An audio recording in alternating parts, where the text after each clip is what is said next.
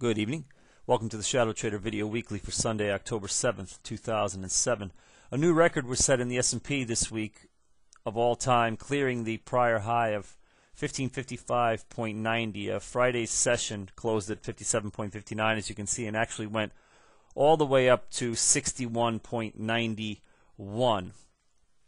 This was in response to non-farm payrolls coming in a little bit better than expected, I believe adding 110,000 jobs, which was a 180 from the prior month when we actually lost 4,000 jobs. So the market seemed to like that. Coming off of 3 days of consolidation, it gapped up and didn't look back. So things look pretty bullish for here in the near term. The Dow did not follow through to a new record, I don't believe, at the same exact time. The high on the Dow was about 14,124. And over here, the prior high was 115. Okay, so it did just by a hair. We went as high as 124. The prior record was 14,115. The NASDAQ still looks like it's extremely in the clear, right? Breakout there.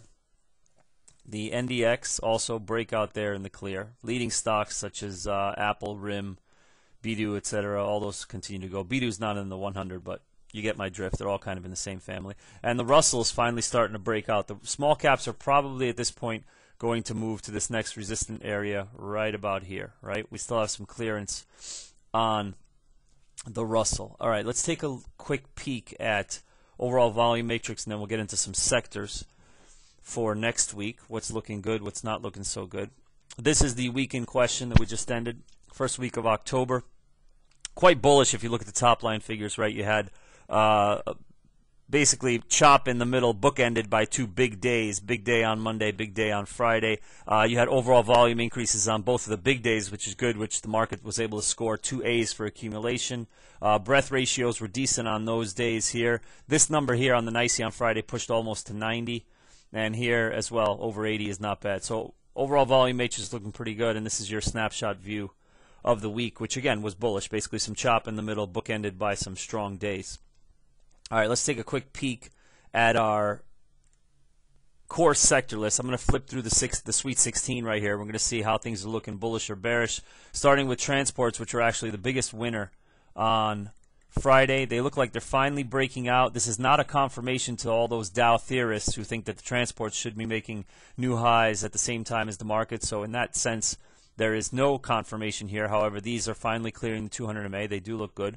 Internets continue to be the new semiconductors, as I say. Internets are leading the NASDAQ higher, whereas the SOX index here, we'll jump ahead to the SOX, is really just kind of stuck, right?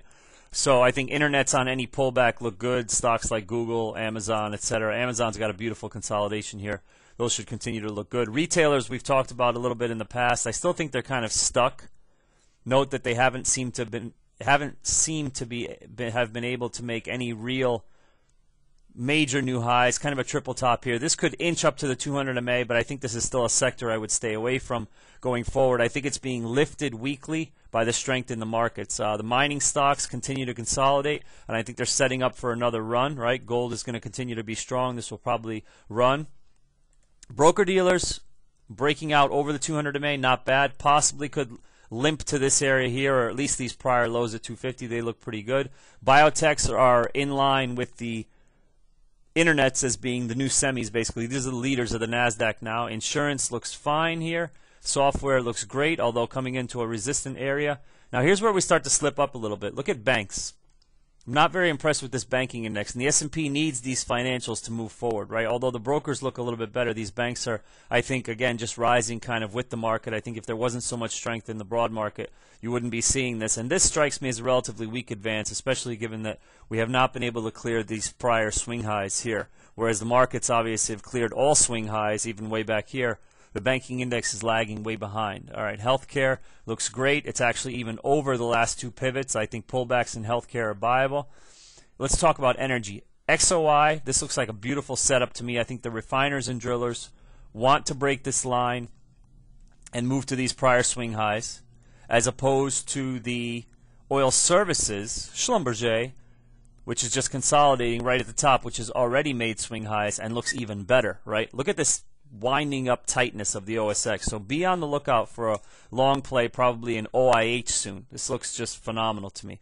What else? Utilities. I don't really concern myself too much with this one. Drugs, looking pretty good, probably moving to the next swing high. And last but not least, I want to leave this for the end. Let's take a look at not broker dealers, excuse me, home builders, right? We've been mentioning this a lot in our daily broadcast on the Thinkorswim platform. We've been saying that what would happen if this time it's different in the builders? And when I say this time it's different, I mean, what if this time it looks like this, but it doesn't do this? What if this time when it does this, it doesn't do this? I'm curious, right? If it does this and it doesn't do this and it goes sideways here, okay, it's going to do this. Follow the mouse. It's going to do this. Up, up, up, up, up. Go up, as the Colombian says, right? Why? Simple. Bear, shock, and awe, and disappointment. Remember, people always cover too late on the downside. All right? Usually you can't accuse them of selling too soon. When the stock's going against them, they jump out to try to get the profits. But I feel that traders in general will stay short longer than necessary because they mistakenly believe that there's gravity in the markets and that something should make them fall back down. But as we know, that's not the case. So watch these home builders during the rest of this week to see if they consolidate to the side and do not fall back down at 350. There could be a long play in some of these builders over here. Fundamentally, does it make sense? No, don't worry about it. It doesn't have to. It's all about the technicals. All right, that's all for this week. On behalf of myself and the entire ShadowTrader team in beautiful Philadelphia, Pennsylvania, and of course, as always, all the good people in Chicago, Illinois at Think or Swim, I wish you good trading and good night.